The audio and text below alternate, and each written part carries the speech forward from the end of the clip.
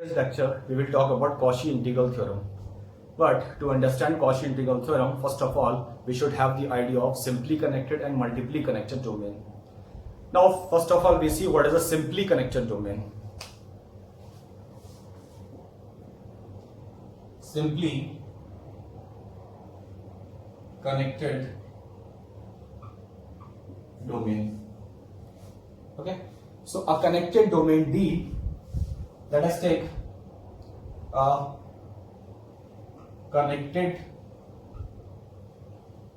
domain, suppose we call it D. A connected domain D is said to be simply connected. A connected domain D is said to be simply connected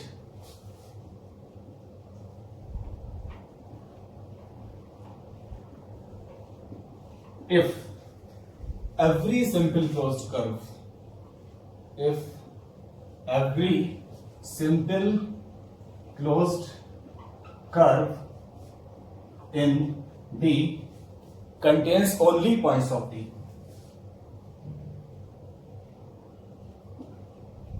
Contains only points of D. Okay. So now we understand just what is the meaning of simply connected domain. So first of all, I will show here. Let us take, this is a domain and it is a connected domain. So if we take a connected domain D and if we take a simple closed curve inside D, okay. So let us take, this is, suppose this is a simple closed curve. We have already talked about simple closed curve. This curve is simple and it is closed. So if we take a simple closed curve, then it contains only points of D. So we can understand this by an example. Let us take this piece of paper. Suppose this is our domain. Okay. Suppose this is the domain D. Okay. So this is a simply connected domain. If we take any simple closed curve inside D, this is the domain, this is the rectangle, this is our domain. If we take any simple closed curve, suppose this is a simple closed curve C. So if we take any simple closed curve inside D, then it contains only points of D. Okay. So in this curve we can see that there is only the points of rectangle. Okay. There is no other point inside this C. And suppose we take another curve. Suppose we take another curve which is also simple closed. Okay. This curve is in D, and inside this curve we can see that there is only points of D. That means there is only the point of rectangle. If D is this rectangle, then inside this curve C, there is only points of rectangle and there is no other point. Okay. So that is the meaning of simply connected domain. So a connected domain D is said to be simply connected if it contains only, if every simple closed curve contains only points of D. Next, we go to multiply connected. So now we have multiply connected. Multiply connected domain. Okay. So a domain D is said to be multiply connected if every simple closed curve does not contain the points of D. If every simple closed curve does not contain only points of D, where D is the domain. Okay. So now we see that what is the meaning of multiply connected. So let us take another domain. So now I suppose that this is the domain D. Okay. Now suppose I will make a hole in this paper. Let us take this piece of paper and this is a rectangle, and suppose I will make a hole in this paper. Okay. So now this is our domain. This is our domain D. Okay. So this is D.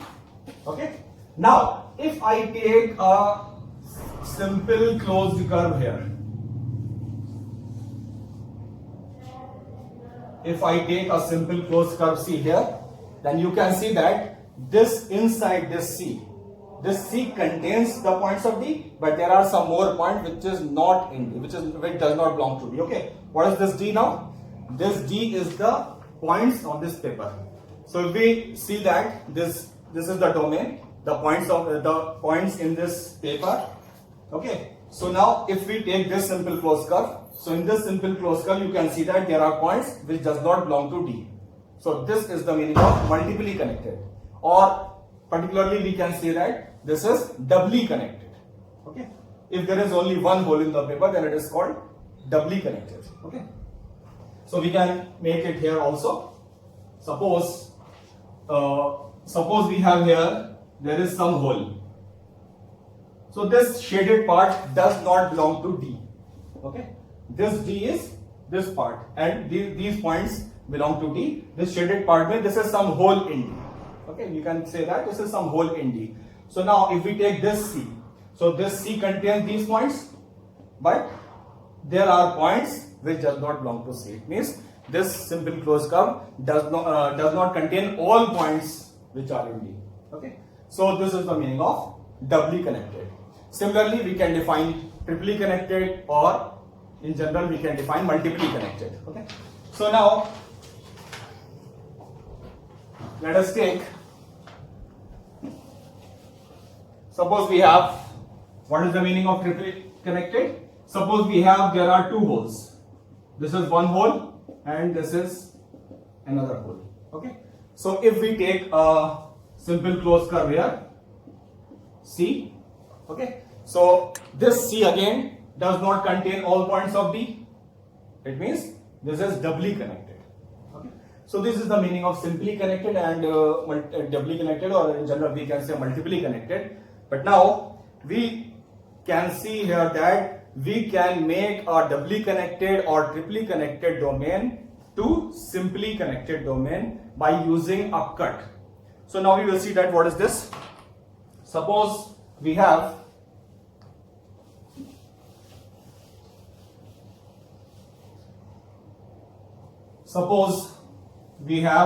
this is the domain D, and here we have some, if we cut from here, so here we can see from this that suppose this is our doubly connected domain. If we can make a cut here, we can take this cut. So suppose I can make this cut here. Okay, so this is the cut. So when we cut this, so now this will become simply connected. How? If you take a curve here, simple closed curve, it will contain all points of D. If you take a curve here, this will contain all points of D. Similarly, if you take a curve here, this will contain all points of D. If you take a curve here, this will contain all points of D. Okay, so this doubly connected domain can become simply connected domain by using a cut. Okay, similarly we can do for doubly connected domain also. This is doubly connected domain. If we use two cuts, one cut from here and one cut from here, so if we use two cuts, we can make it again simply connected. So in this way, we can make every multiple connected domain to simply connected domain. We can change every multiple connected domain to simply connected domain. So now we come to Cauchy integral theorem. We have Cauchy integral theorem. If a function fz is analytic and its derivative f dash z is continuous,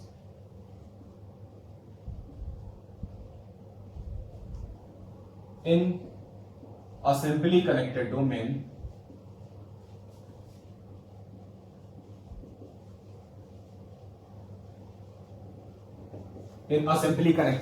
D, then integral C fz dz equal to 0 along every simple closed curve. Along every simple closed curve C in this D. Okay. So this is known as Cauchy integral theorem, that suppose we have a domain D. If this function fz is analytic in this D and f dash z is derivative is continuous in D, then integral of this function fz is 0 along every simple closed curve. Suppose we take this curve C, so the integration of this function fz along this C is 0. Okay, so this is a very important result in the theory of complex analysis, that the integration of a function fz along every simple closed curve is 0 if this function fz is analytic and its derivative f dash z is continuous. This condition of f dash z to be continuous can be relaxed, and that is known as Cauchy-Grosset theorem. So now we have Cauchy-Grosset theorem. So in this theorem we have that if fz is analytic in a simply connected domain D,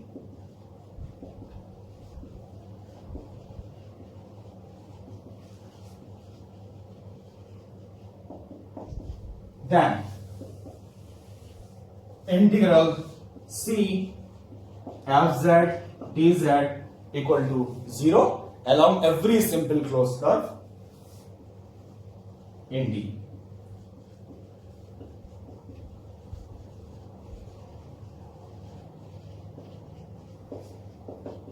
Okay, along every simple closed curve C in D. This C is a simple closed curve, and so this is the Cauchy-Grosset theorem. This here we can see that here we have relaxed this condition, f dash z is continuous. Okay, so in the Cauchy theorem we have that if fz is analytic and f dash z is continuous, then this integration is 0. But in this Cauchy-Grosset theorem we can see that the condition is only the analyticity of the function fz. So if fz is analytic in a simply connected domain D, suppose this is the simply connected domain, and if a function is analytic in this domain, then integral C fz dz integral along every simple closed curve will be 0. Okay, so this is very important result. Here we can see that the integration along every simple closed curve is 0 only if the function is analytic. Okay, so here one more thing, that we have that if fz is analytic, then integration is 0. But the converse of this result is not true. Okay, so if fz is analytic,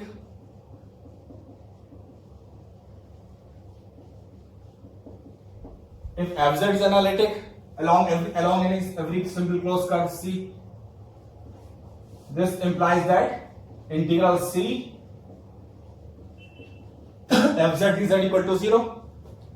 But the converse is not true, that if here suppose somehow we get the integration of a function fz along any simple closed curve is 0, so it does not mean that fz must be analytic. Okay, so this does not imply that fz is analytic. Sometimes maybe fz is analytic, but it is not always true. Okay, so if fz is analytic, then integral will be 0. But suppose the integral of a function is 0 along any simple closed curve, then it does not always mean that fz is analytic. Okay, so now for this we can see one example. This example, that integral C 1 upon z square dz, where C is the circle mod z equal to 1. That is, this is the circle with mod z equal to 1 means the center is 0 origin and the radius is 1. Okay, so this is the circle with center is origin and its radius is 1. Okay, so we have this function here, function fz is 1 upon z square. Okay, since this represents a circle, so we can take z is equal to e raised to power I theta y because the radius is 1. So the z we can write z equal to r e to the power I theta, where r radius is 1. So this will be z e raised to power I theta. So now dz, this will be I e raised to power I theta d theta. Now we will put all these values here in this integration. So this integration C 1 upon z square dz. This will be equal to 1 upon z. Z is e raised to power I theta, so it will be e raised to power 2 I theta, and dz is I e raised to power I theta d theta. And now we have to put the limit. So the limit will be the limit of theta, and here for a circle theta will be 0 to 2 pi. So we will put here 0 to 2 pi. Okay. So this I is outside. Now we have this 1 upon, this will be 1 of e raised to power minus I theta d theta. Limit is 0 to 2 pi. Now we will integrate this. This will be e raised to power minus I theta upon minus I. Limit is 0 to 2 pi. So this I is cancelled, and this will be minus e raised to power minus 2 pi I, and minus e raised to power 0. E raised to power 0 will be 1. So here we can see that e raised to power minus 2 pi I will be cos 2 pi minus I sin 2 pi. So the value of cos 2 pi is 1, and the value of sin 2 pi is 0. So the value of this e raised to power minus 2 pi I will be 1. And 1, sorry, this is e raised to power 0. E raised to power 0 will be 1. Okay. So it's the value of e raised to power minus 2 pi I will be 1, and 1 minus 1 will be 0. So hence we can see that the value of this integral is 0. So our claim is the value of the integral is 0, but fz is not analytic. Here we can see that what is the fz? Fz is 1 upon z square. So here in the denominator we have z square. So this function is not differentiable at z equal to 0. Here we can see that if we put z equal to 0 here, this function is not defined, so it cannot be differentiable. And z equal to 0 is what? Z equal to 0 is the origin of this circle. It means z equal to 0 is the center of the circle. It means z equal to 0 lies inside the circle C. This is the C, and z equal to 0 lies inside the circle C. So at the point z equal to 0, the function is not analytic. This fz is equal to 1 upon z square is not analytic in C. Or we can say that this is not analytic at the point z equal to 0. So this is the example in which the integration is 0. Integral C of z is that dz is 0, but the function is not analytic. Hence, we can say that it is not always true that if the integral is 0, then the function will be analytic. Okay, so this is the converse of Cauchy's theorem, which is not true. Now we will see that we will verify Cauchy's theorem in an example. So let us take this example, fz is equal to. So since we have to verify Cauchy's integral theorem, it means we have to take an analytic function. Okay. So now we have this problem that verify Cauchy's theorem for, now we take fz equal to z square. So we verify Cauchy's integral theorem for fz equal to z square, and we take a circle.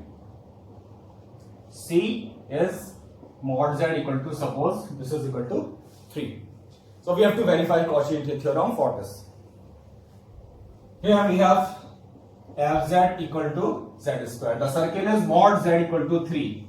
It means this is the circle with center at origin and radius is 3. So mod z equal to 3. So we can write z equal to 3 e raised to power I theta. Here the radius of this circle is 3. So we can take z equal to 3 e raised to power I theta. So dz will be 3 I e raised to power I theta and d theta. Now fz equal to z square. This is analytic. There is no point inside this C where the function cannot be analytic. So this fz is analytic. Fz is analytic in this simple closed curve, which is a circle C.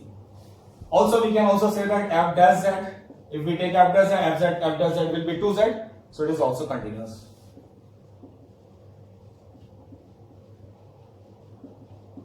In C. Okay. Now we put here. Now we put in the integral. Integral C fz dz. So this will be equal to integral C fz is z square dz. Now we put the values here. Z is e raised to power, z is 3 e raised to power I theta. So this is z square, that is 9 e raised to power 2i theta, and now dz will be this 3i e raised power I theta d theta. Again the limit will be 0 to 2 pi. Now we will solve this. This will be 27i 0 to 2 pi e raised power 3i theta d theta. Now we integrate this. 27i, this will be e raised power 3i theta upon 3i. The limit is 0 to 2 pi. So this I will be cancelled. So this is 9. When we put upper limit, here we will put theta equal to 2 pi. So this will be 6 pi I e raised power 6 pi I minus. When we put 0 here, so e raised power 0. E raised power 0 will be 1. Now e raised power 6 pi I will be cos 6 pi plus I sin 6 pi. Cos 6 pi, the value of cos 6 pi is 1 and the value of sin 6 pi will be 0. So again the value of this will be 1. 1 minus 1 will be 0. Hence the value of this integration C f z dz is 0. So we have verified the Cauchy's theorem. What was the statement of the Cauchy's theorem? That if a function f z is analytic in C and its derivative f dash z is continuous in C, then the derivative along that C will be 0. Here the C is this. We can say that this is the simply connected domain. This C is a circle. Okay? So these conditions are satisfied and the integral is 0. Next example is evaluate the integral C e raised power z upon z square plus 9 dz, and where this C is mod z equal to 2. So again this C is the circle with radius 2. So we have the circle with center at origin and the radius is 2. Next, our function is this here. Fz is e raised power z upon z square plus 9. First of all, we have to see that whether we can use Cauchy's theorem here or not. For this, we will see this function fz. This is fz e raised power z upon z square plus 9. So this function fz is not analytic at those points where this z square plus 9 equal to 0. That is the denominator 0. So if the denominator is 0, then the function will not be defined, this will not be differentiable, and hence it cannot be analytic. So this function fz will not be analytic at those points where the denominator is 0. So we will take as z square plus 9 equal to 0. From this we can see that here, from here z equal to plus minus 3i. We can write 9 as 3i whole square, and we can use a square plus minus b square, a plus b into a minus b. So we will get z equal to plus minus 3i. So we are getting these 2 points, 3i plus 3i and minus 3i. Also we have to see that where are these points. So since we have taken this is the origin. Suppose this is the origin of z equal to 3i. The radius is 2. It means this is 2 and this is 2. Z equal to 3i. This will be on the imaginary axis, that is on y axis. So on imaginary axis, this distance is 1, 2, and suppose here we have 3. So this point will be 3i because this is purely imaginary point. So the purely imaginary points lies on y axis. Similarly, this is minus 3i. So minus 3i will be here. 3i will be on the positive y axis and minus 3i will be on the negative y axis. So this is minus 3i and this is 3i. So we can easily see that these points z equal to plus minus 3i lie outside this C. This is the circle C whose radius is 2, mod z equal to 2. So these points lie outside the C. But we have to evaluate this integral in this C. This is integral C f z dz. It means we have to evaluate this integral inside this C. And these points lie outside. So we are saying that fz is not analytic at this point, but these points lie outside this circle C. It means we can say that fz is analytic in C, inside this C, inside this circle, fz is analytic. Okay. Also, f dash z. So we can differentiate this. If we differentiate this, we will use the numerator upon denominator formula, and here we can see that if we differentiate this, you will get z square plus 9 whole square in the denominator. In the numerator you will get something, but in the denominator you will get z square plus 9 whole square. So again you can see that that will also be not continuous at the point z equal to plus minus ci, but z equal to plus minus ci lies outside this C. Hence we can say that f dash z is continuous in C. Inside this circle C, f dash z is continuous. So f z is analytic in this circle C, f dash z is continuous in this circle C. Hence, we can use Cauchy's integral theorem. Hence, by Cauchy integral theorem, integral C, where C is this circle, integral C fz. Fz is this function, e raised power z upon z square plus 9 dz will be 0 by using Cauchy integral theorem. Because Cauchy integral theorem says that if a function is analytic in C and its derivative is continuous, then integral C fz dz will be 0. Next problem is integration C e raised power z upon z square minus 5iz minus 6 dz, where C is mod z equal to 1. So here fz is e raised power z upon z square minus 5iz minus 6. This is the function fz, and the domain is C mod z equal to 1. So this is the circle with center at origin and radius 1. So this is the center of the circle and its radius is 1. Okay. So this radius is 1, this radius is 1. So this is y-axis and this is x-axis. Now this is our simply connected domain. Okay, this is mod z equal to 1, this is the circle. So this is a simply connected domain. Now this is function fz. First of all, we want to see whether this function is analytic in this domain or not. For that, function is e raised power z upon z square minus 5iz minus 6. So in the numerator here is e raised power z exponential z. So exponential z is always analytic. Now we have to see the denominator. So this function will not be analytic if the denominator is 0. Okay, that means we can say that if this function is not defined, that will not be analytic, and it will not be differentiable, and it will not be differentiable at those points where the denominator is 0. So we want to see what are those points. So if we take z square minus 5iz minus 6 equal to 0. So from here we will find the points by at those points this expression will be 0. So this, since we can see that this is quadratic equation, so we can use Sridharaja rule to find the value of z. So from here z equal to, this is az square plus bz plus c form. So we can use the Raja rule, z equal to minus b is minus 5i. So this will be 5i plus minus under root b square.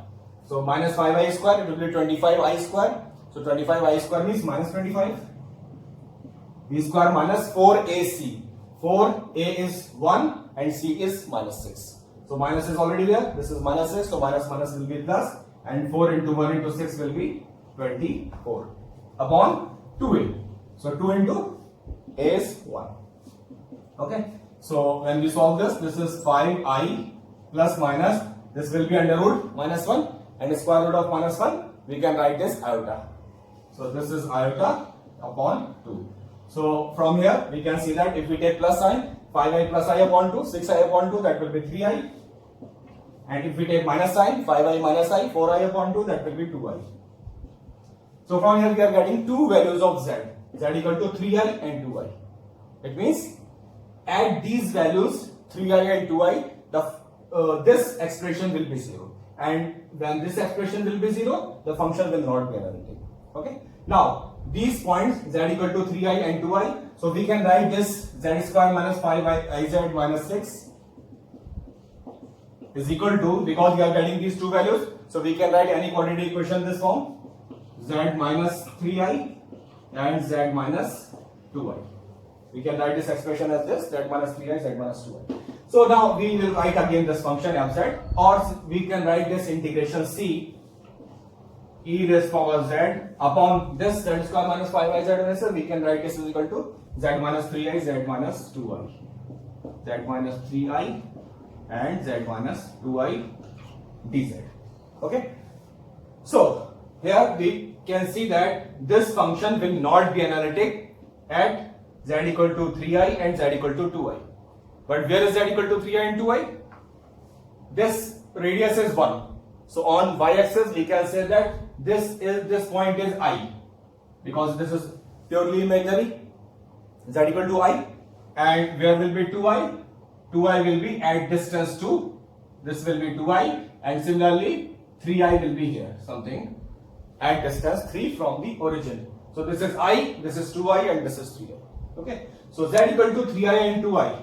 The function fz is not analytic at z equal to 3i and 2i, but z equal to 3i and 2i lie outside C, outside this circle C. So z equal to 3i and 2i lie outside this circle C, and we have to find the integration inside this circle C, along this circle. We have to find the integration along this circle C. It means if we take these 2 points, so fz will be analytic in this C, because 3i and 2i lie outside the circle C. So this fz is analytic in C, or along the circle C. Okay. So this fz will be analytic, hence we can use Cauchy's theorem. So by using Cauchy's theorem,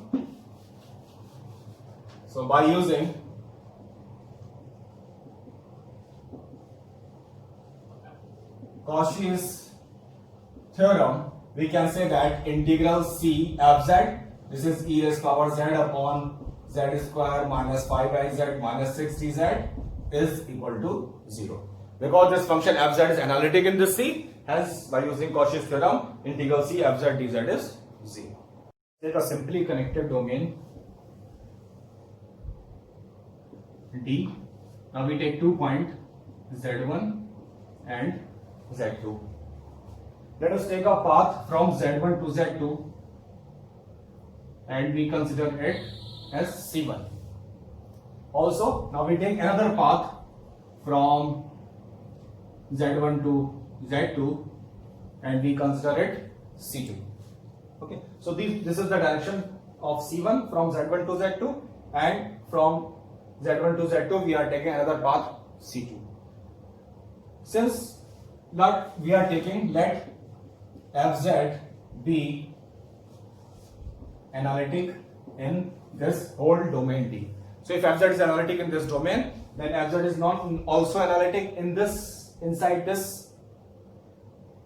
Suppose we start from here, from z1 to z2 and then from z2 to z1. So since we are moving from z2 to z1 along opposite direction of C2, so we can suppose this is equal to C2 star, the opposite direction of C2. Okay. So if this will become a simple closed curve. If we go from here to here and then we go from back from z1 to z2 to z1, it will become a simple closed curve. Since fz is analytic in this D, so it will also be analytic in this simple closed curve, and hence we can use Cauchy's theorem. So by using Cauchy's theorem,